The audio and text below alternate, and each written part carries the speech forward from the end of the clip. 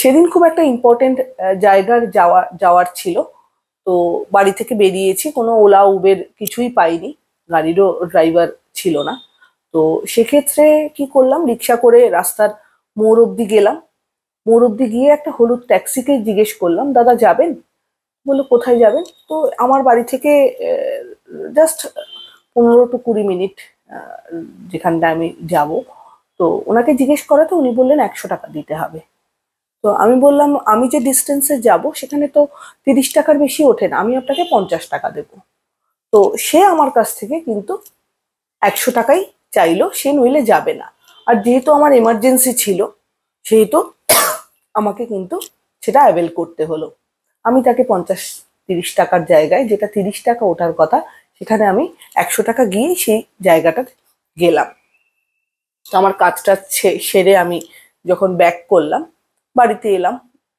আবার বিকেলবেলা আমি আমাদের সামনেই যে গ্রসারি মার্কেটটা, সেখানে গেলাম, একটা দরকারি জিনিস কিনছি।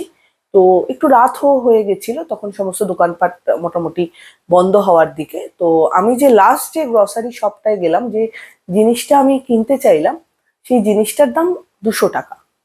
তো উনি আমাকে কিন্তু 200 টাকার জিনিসটা উনি আমাকে 180 টাকায় দিয়ে দিতে চাইলেন। বললেন, আমি জিজ্ঞেস করলাম, দাদা কত দেবো? বললো 180। আমি বললাম, এখানে তো এমআরপি 200 টাকা লেখা রয়েছে। হ্যাঁ আমি জানি, এমআরপির ওপরও গ্রসারি শপের লোকেরা তারা কম কিছু নিতে পারে।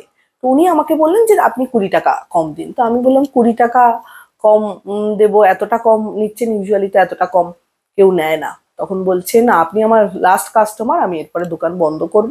তো আমি তো সারাদিন অনেক কিছু না কিছু প্রফিট করেছি জিনিসপত্র বিক্রি করে, তো আমি আপনাকে এটা 180-তে দিয়ে দিচ্ছি। হ্যাঁ, এরকম ভালো শপকিপার দেখা যায় না, বাট সেদিন কি মানে আনপ্রেডিক্টেডলি আমার সাথে এই ঘটনাটা ঘটেছে। তো আমি ওনার থেকে জিনিসটা নিয়ে আমি চলে এলাম। তো আমি মনে মনে এটাই ভাবলাম যে সততার দিক থেকে সকালবেলা যে ট্যাক্সি ড্রাইভার ছিল, বা মনুষ্যত্বের দিক থেকে সকালবেলা যে ট্যাক্সি ড্রাইভার ছিল, সে আমার আর্জেন্সি বুঝে আমার থেকে বেশি নিল। আর বিকেলে আমার হয়তো আর্জেন্ট জিনিসটা দরকারি, আমি কিনতে গেলাম, দোকানদার কিন্তু দোকান বন্ধ করছিল, তারপরেও সে আমাকে 20 টাকা লেস করে দিল। তো এই দুটো একই দিনে কিন্তু দুটো ইনসিডেন্টই আমার সাথে ঘটে। তো এই দুটো ইনসিডেন্টকে যদি আমি মেলাই, তাহলে আমি দেখবো সকালবেলা আমার হয়তো কিছুটা লোকসান হয়েছিল, বিকেলবেলা আমি কিন্তু অন্য দিক থেকে একটু হলেও লাভবান হলাম। কেন কি, আমাকে 20 টাকা কম দিতে হলো, যেখানে আমাকে কিন্তু 30 টাকার জায়গায় 50 টাকা নয়, 100 টাকা আমাকে দিতে হয়েছিল। তো মনুষ্যত্বের দিক থেকে বা সততার দিক থেকে বা মানসিক শান্তির দিক থেকে কোন লোকটা বেটার? সকালবেলা ট্যাক্সি ড্রাইভার না বিকেলবেলা শপকিপার?